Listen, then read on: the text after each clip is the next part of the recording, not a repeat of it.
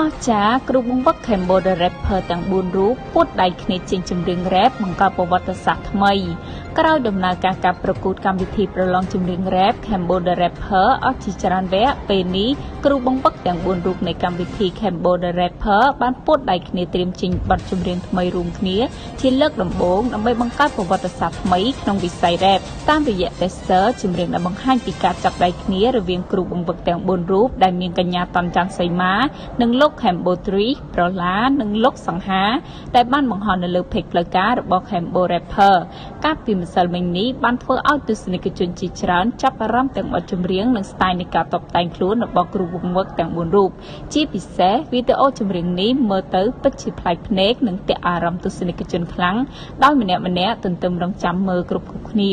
កុំភ្លេចរង់ចាំតាមដានទស្សនា full MV ចម្រៀងរបស់គ្រូបង្វឹក Cambo Rapper ទាំងអស់គ្នានៅថ្ងៃទី23 ខែតុលាឆ្នាំ